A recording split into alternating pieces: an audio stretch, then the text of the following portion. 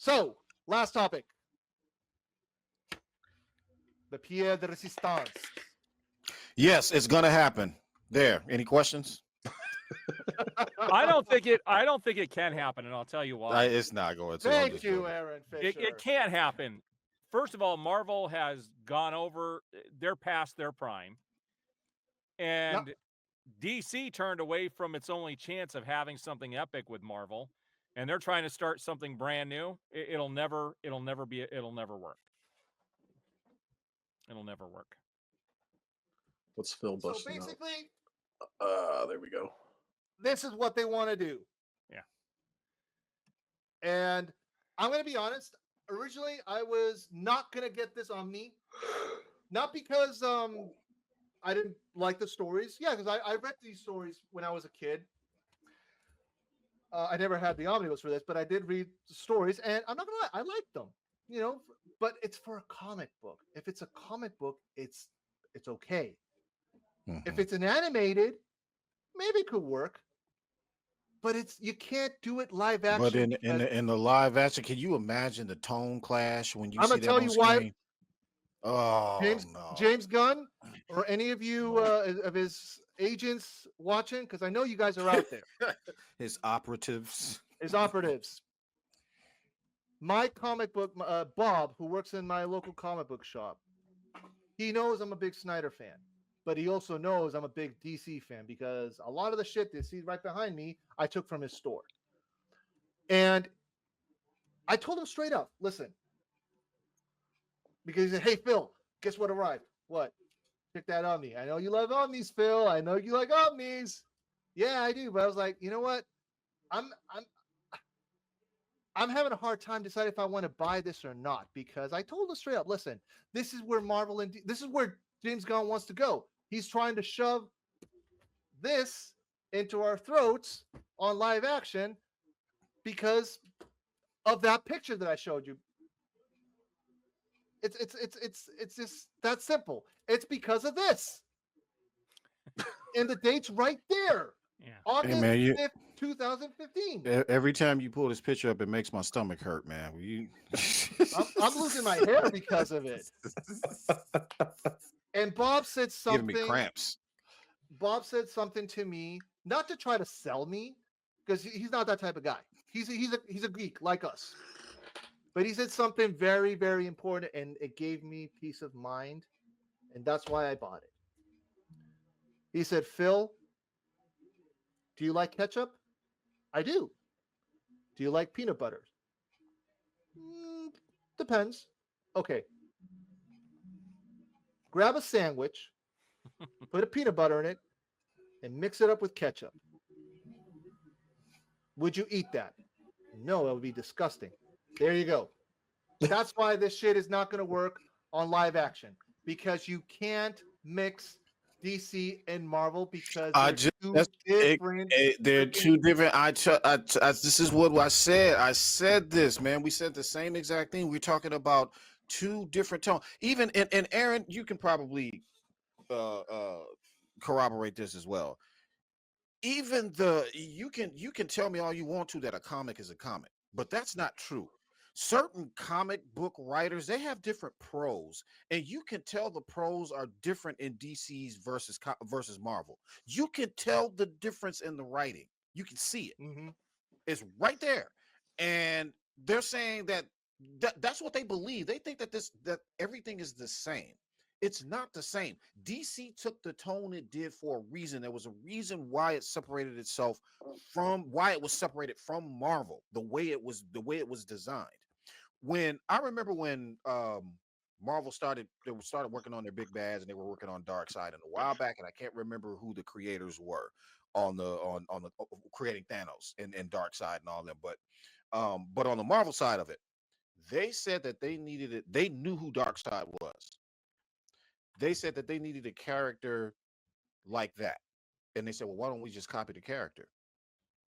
And Thanos is born. Mm-hmm. It was Jim Starlin and Mike Frederick that created Thanos. Yep. But here's the thing, Charles. I want to add this in.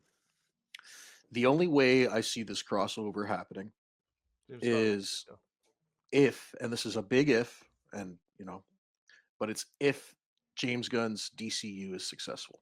If they can get past Superman and continue on with this, because that's why we're seeing the tone shift. You see what they're doing with DCU.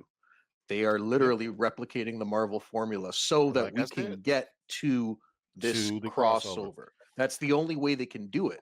Because what Phil just said is exactly it. You can't mix the sandwich. You can't have ketchup and peanut butter together. So now it's about turning that one side into, I don't know what goes better with peanut butter. Banana? You eat peanut butter and banana sandwich? Okay, then. Into banana, and they got to keep Marvel peanut butter. Picture this in your mind, Rocks. Picture Zack Snyder's tone for a moment for those characters: Superman, Batman, Wonder Woman. Mm-hmm. And then I want you to try to picture the cameras, the visuals, the shit that they're going to use, and picture Avengers for just a second, as a prime example, the first Avengers movie. And they're going to throw those characters in with that.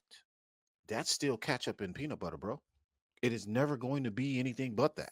No, I understand your perspective. Yeah. I'm just trying to look at it from what these studio heads are thinking. And that, in my opinion, that's what they're thinking. We have to transform DC into the tone that fits with Marvel so that we can get to this crossover. That's what these executives, that's what these fucking money people are saying. And they'll force it.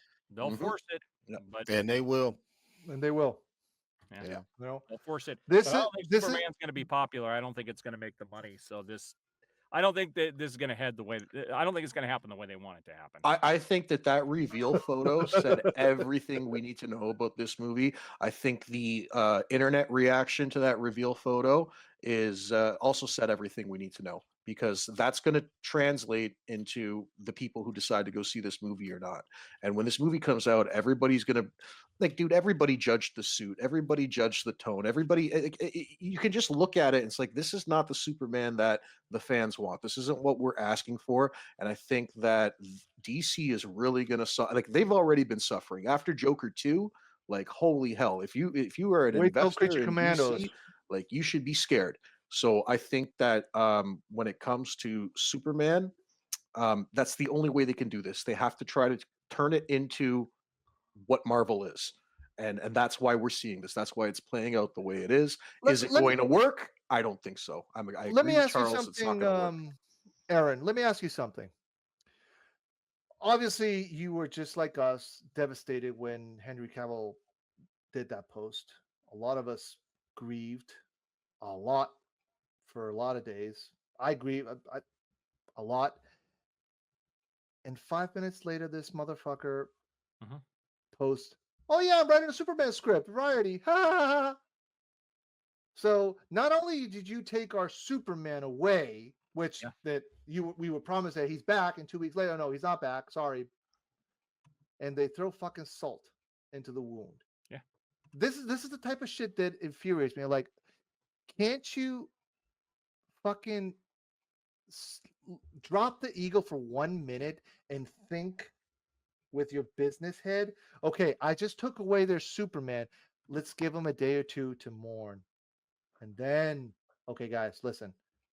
This is where we're going. I'm writing a Superman movie. No, he had to do it like 5 minutes after. And then to think that not only did he take away our Superman, but now he also just took away the TV Superman, like he doesn't get it. He doesn't get it. He only wants his characters, and it's very evident. And people told me I was crazy, but everything that's happened points to that. And did you guys see what I put as a prediction of what else might come out on July 11th? What's that? No, I think that's when they're going to drop Stranger Things season 5 on Netflix. That'd be a kick in the ass as well. Can you imagine if that happened? If it does happen, yeah, that's him. Goddamn. What do they call? Where you at? What do they call it? It was just first 2 of them, so it was just a sandwich. Here you are. Now it's 3. There's gonna be 3 of them, and yeah, his not only is Fantastic Four coming out and Jurassic World or Rebirth, whatever it's called, but also our friend Bad Dan's Thoughts is coming. Also, shout out to Zod Rider. One Punch Dan is coming out. Yeah. So James Gunn, you're fucked. Yeah. If you guys haven't had a chance, go over to Zod Writer's channel. He is got a bunch of like trailers and songs and stuff for his One Punch Man movie coming out in 2025. It looks good, man. It for the resources he's got, it looks pretty good. And if I'm gonna laugh my ass off if it comes out and James Gunn Superman, it's gonna be funny, dude. That's all I can say.